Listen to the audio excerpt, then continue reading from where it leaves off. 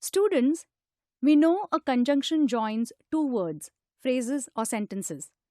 Similarly, these conjunctions also join clauses.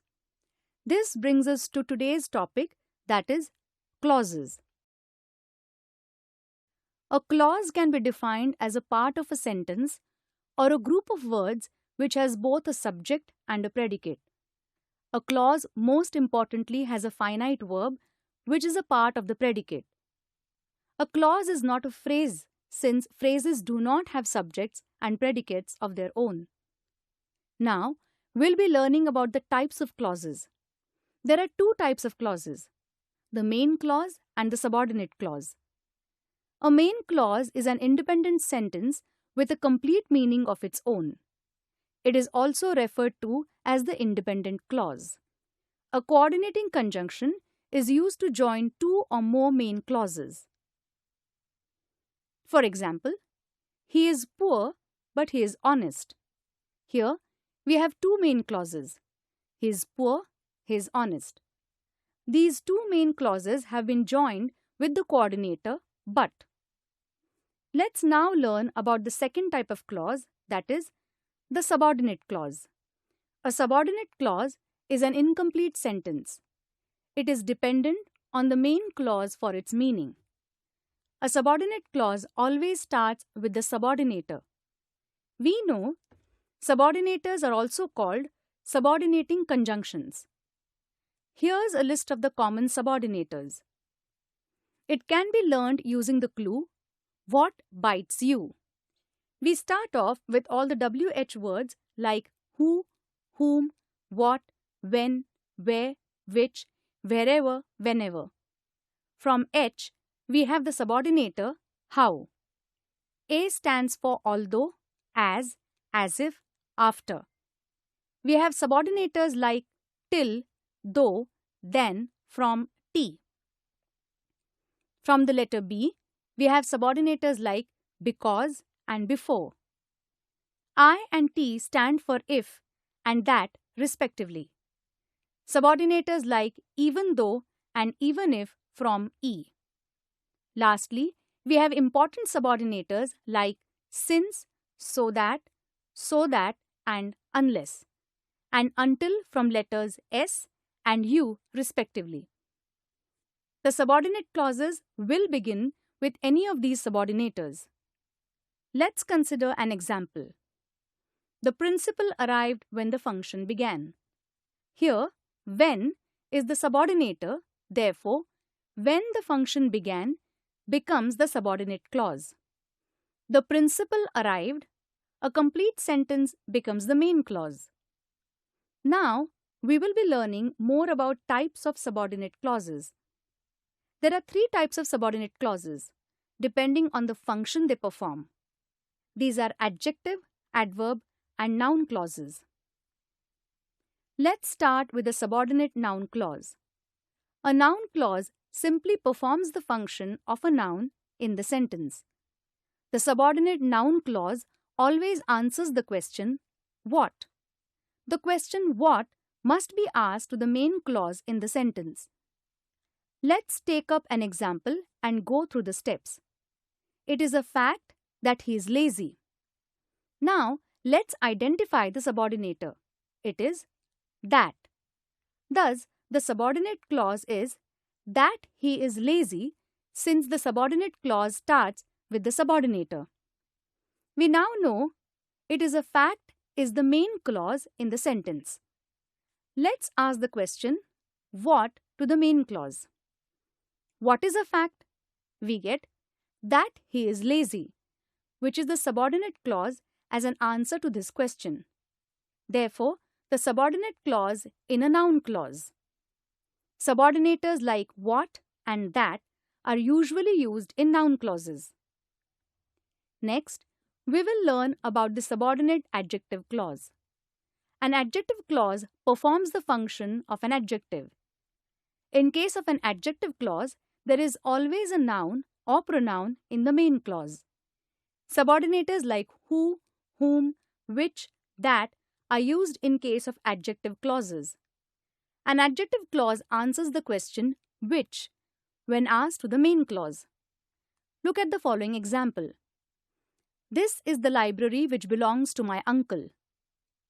Here, which belongs to my uncle becomes a subordinate clause as it starts with the subordinator which. Thus, this is the library becomes the main clause. The subordinate clause in this sentence tells us more or describes the noun library in the main clause. It also answers the question which. Hence, it is an example of a subordinate adjective clause. The last type of subordinate clause we will be dealing with is the subordinate adverb clause. An adverb clause tells us more about the action done in the main clause. There are 9 types of adverb clauses. Let's go through each of these types in detail. The adverb clause of time tells us more about when the action was done. Subordinators like when, while, whenever, before, after, till, until, since are commonly used. In the example given on the screen, complete it before you leave. Here, complete it becomes the main clause.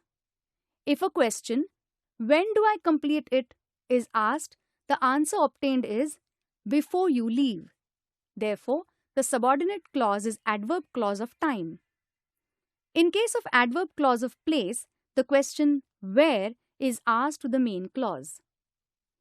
Subordinators like where, wherever are used. The child goes where the mother goes. In the given example, the child goes is the main clause. If a question is asked, where does the child go? The answer obtained is where his mother goes. Therefore, the subordinate clause is an example of an adverb clause of place. Subordinate adverb clause of manner answers the question how. It tells us more about how the action in the main clause was done. Subordinators like as if, and how are used. He ran as if it was the last train of the day. He ran becomes the main clause. When we apply the condition, how did he run? The answer is as if it was the last train of the day. This is an example of adverb clause of manner. Next, we learn about adverb clause of condition. Subordinators like if, unless, provided are used. Let's take up an example. If you work hard, you can pass. The subordinator if is used. Thus, if you work hard becomes the subordinate adverb clause of condition, whereas you can pass becomes the main clause. Adverb clause of reason answers the question why. Subordinators like because, as, since are used in this clause. As she worked hard, she passed her IAS exams. In this example, as she worked hard becomes the subordinate adverb clause of reason, and she passed her IAS exams becomes the main clause. When the condition is applied, why did she pass her IAS exams? The subordinate clause appears as the answer. Adverb clause of contrast or concession uses the subordinators such as though, although, even though. In the sentence given, he failed is the main clause, whereas although he worked hard becomes subordinate adverb clause of contrast, concession. The next type of adverb clause is the adverb clause of consequence or result. He is the result of the action done in the main clause is shown in the subordinate clause. In this case, words like so or such would appear in the main clause, whereas the subordinate clause would start that. He worked so hard that he passed. In this sentence, so appears in the main clause and the subordinate clause starts with that.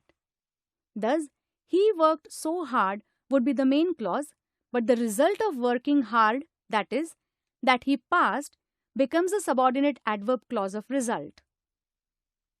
Now, we move on to adverb clause of comparison. Here, attributes or actions are compared using subordinators such as that or than. For example, he is taller than his mother. Here, the height of both the boy and his mother is being compared.